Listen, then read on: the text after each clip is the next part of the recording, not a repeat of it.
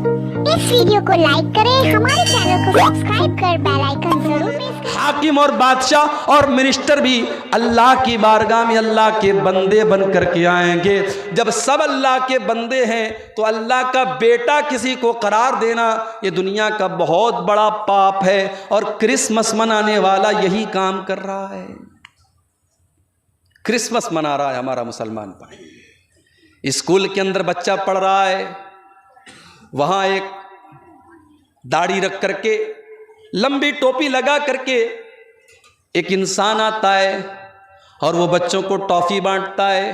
वो क्रिसमस के मौके पर, वो ईसा मसीह की पैदाइश की खुशी के मौके पर लोगों को टॉफ़ी बांटता है। और मुसलमानों के बच्चे भी कॉन्वेंट स्कूलों में जाकर के वो टॉफ़ी कलेक्ट करते हैं, वो चीज़ें सीख रहे हैं।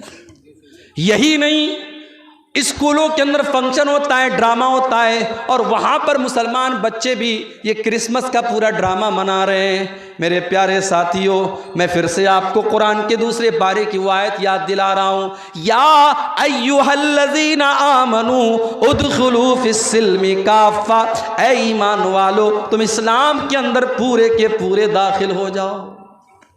अभी तो 25 दिसंबर की रात ख़त्म हुई, 4-5 दिन के बाद 31 की नाइट आएगी, 31 दिसंबर की रात आएगी। साल भर में जितनी शराब नहीं पी जाती उतनी उस एक रात में पी जाती है। साल भर में जितना ज़िना नहीं होता उस एक रात में होता है। साल भर में जितना नाच गाना नहीं होता उस एक रात में होता है। आपके पूर्णिया में, आपके अररिया में, आपके फॉरबिसगंज में, आपके कटिहार में, आपके पटना में, आपके तमाम बड़े बड़े शहरों में जो 5 स्टार होटल हैं वहाँ प्रोग्राम होते हैं। वहाँ नाचने वाली नचनिया को बुलाया जाता है, वहाँ डांस करने वाली डांसर को बुलाया जाता है। और आपको जान करके हैरत होगी, 20-20 हज़ार के टिकट वहाँ पर होते हैं। और हमारा मुसलमान नौजवान टिकट की लाइन में लग कर के वो टिकट खरीदता है और हैप्पी न्यू ईयर का जश्न मनाने जाता है। वज़ा में तुम हो नसारा तो तमद्दुन में हुनूद, ये मुसलमान हैं जिन्हें देख के शर्माए यहूद। अरे हमारा तो इस्लामी कैलेंडर मुहर्रम के महीने से शुरू होता है। हमारा इस्लामी कैलेंडर मुहर्रम के महीने से शुरू होता है और हमें तो मुहर्रम के महीने में भी नया साल मनाने की इजाज़त नहीं दी गई। हमें तो वहाँ पर भी नया साल मनाने की कोई रस्म नहीं निभाना है। ये कैलेंडर तो हमारा कैलेंडर भी नहीं है। बेगाने की शादी में अब्दुल्ला दीवाना, हम अंग्रेज़ी कैलेंडर का नया साल का जश्न मना रहे हैं, हम हैप्पी न्यू ईयर लिख रहे हैं, हम फेसबुक के ऊपर लोगों को मुबारकबाद दे रहे हैं, हम व्हाट्सएप के ऊपर लोगों को मुबारकबाद दे रहे हैं, जबकि ये मुबारकबाद का टाइम नहीं है। अगर आपकी ज़िंदगी से सन 2022 ख़त्म हो रहा है और सन 2023 शुरू हो रहा है तो ये कोई खुशी की बात नहीं है, ये तो सोचने की बात है, ये तो रोने का मकाम है, ये तो गौर करने का मकाम है कि आप तो अपनी ज़िंदगी के 1 साल को आपने और गंवा दिया। आप तो अपनी मौत से कदम और करीब हो गए। आपकी ज़िंदगी की किताब से एक वरक अल्लाह ताला ने और निकाल दिया और आपकी ज़िंदगी की ईंट से एक और, ज़िंदगी की इमारत से एक ईंट और गिर गई। होना तो ये चाहिए था, आप अपना जायज़ा लेते, आप अपने गिरेबान में झांकते और सोचते कि 2022 में मैं नमाज नहीं पढ़ता था, चलो 2023 शुरू हो रहा है, नया साल शुरू हो रहा है। आए अल्लाह, मैं तुझसे वादा करता हूँ कि अब इस नए साल में मैं 5 टाइम की नमाज पढ़ूंगा। आप कुरान नहीं पढ़ते थे।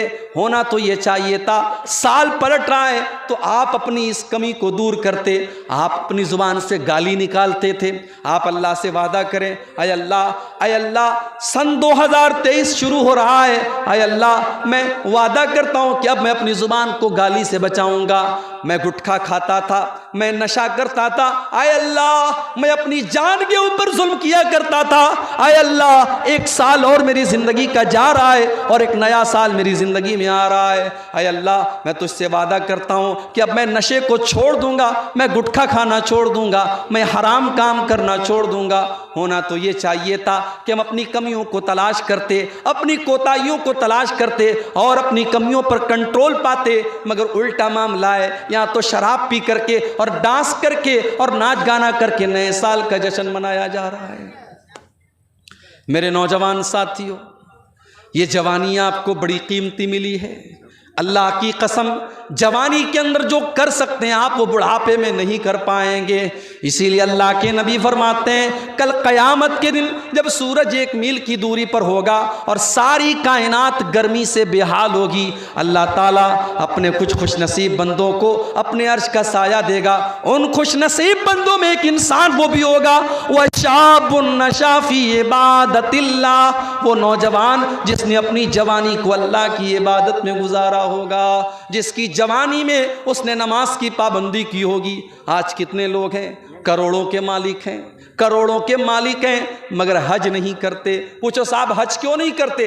कहते अरे यार अभी लड़की की शादी करना है, अभी मकान बनाना है, अभी ये करना है वो करना है। मेरे प्यारे साथियों, ये कहाँ लिखा है कि सारे काम निपटा करके आप हज करने जाएं?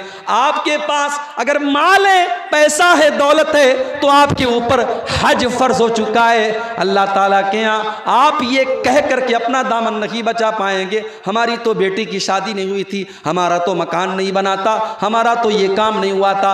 अगर आपके पास इतना माल है कि आप अल्लाह के घर का हज कर सकते हैं, तो ज़िंदगी में हज करना फ़र्ज़ है। जितना मुमकिन हो, जितना जल्दी मुमकिन हो उतना जल्दी हज कर लीजिए आप।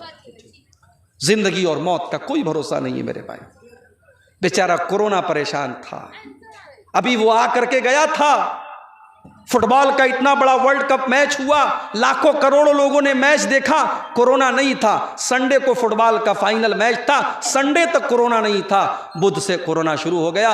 और अब भारत में भी जो खबरें आ रही हैं, अल्लाह बस हम सब की हिफाजत करे। लोगों की कमर पिछले लॉकडाउन में ऑलरेडी टूट चुकी है, अल्लाह किसी और लॉकडाउन से हम सब की हिफाजत करे मेरे भाइयों। लेकिन हालात ये हैं कि कोरोना फिर से लौट रहा है। एक ऐसे दौर में हम और आप जिंदगी गुजार रहे हैं जहां जिंदगी और मौत का कोई भरोसा नहीं। मौत एक कदम की दूरी पर है हमसे और आपसे। कब आपकी बाइक का बैलेंस डिसबैलेंस हो जाए, कब आपकी कार का एक्सीलेटर काम करना बंद कर दे, कब आपकी कार का ब्रेक फेल हो जाए, कब आपके साथ कोई हादसा हो जाए, कब कौन सी बीमारी आए और आपको आपका काम खत्म कर दे। मेरे प्यारे साथियों, इंसान की जिंदगी पानी का बुलबुला है, अल्लाह ताला का फैसला आता है और इंसान इस दुनिया से चला जाता है। बड़े बड़े ताकत वाले लोगों की ताकत खत्म हो जाती है, जिनकी दौलत का पर उनको बड़ा नाज था, जिनको अपनी ताकत पर बड़ा नाज था, जिनको अपनी प्रॉपर्टी पर बड़ा नाज था, जैसे उनका इंतकाल होता है, उनकी मौत होती है, उनकी सांसें उखड़ती हैं, सारा माल तो दूसरों का हो जाता है, सारी प्रॉपर्टी तो दूसरों की हो जाती है, और अपने साथ वो एक पैसा भी कब्र में लेकर के नहीं जा सकता। ब्रांडेड करने वाले और ब्रांडेड कपड़ा पहनने वाले भी मरने के बाद उनका कपड़ा उनके कमरे में पड़ा है और कोई उनके कपड़े को पहनने वाला नहीं है। अपनी 4 व्हीलर गाड़ी में, अपनी फॉर्च्यूनर गाड़ी में सारे गांव में अपनी धाक जमा करके चलने वाला जब इंतकाल हो जाता है, जब मौत हो जाती है, तो 4 लोगों के जनाजे, 4 लोगों के कंधे पर उसका जनाजा जाता है। इतना बेबस हो जाता है, इतना कमज़ोर हो जाता है कि 4 लोगों के सहारे वो कब्रिस्तान जाता है। वो अपने पैरों से चल कर के कब्रिस्तान भी नहीं जा सकता। कब्रिस्तान पहुंचता है, जनाजे की नमाज होती है, उसको कब्र में उतारा जाता है। उसका बेटा रो रहा है, उसकी बीवी रो रही है, उसके घर वाले रो रहे हैं, मगर कोई ये कहने को तैयार नहीं है। बेटा एक बार भी नहीं कहता है मुझे अपने अब्बा से बड़ी मोहब्बत थी, मेरे अब्बा की बॉडी को रहने दो। बीवी एक बार भी नहीं कहती मुझे अपने शौहर से बहुत प्यार है, मेरे शौहर की डेड बॉडी को रहने दो।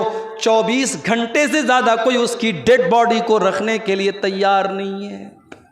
कोई रखता है क्या?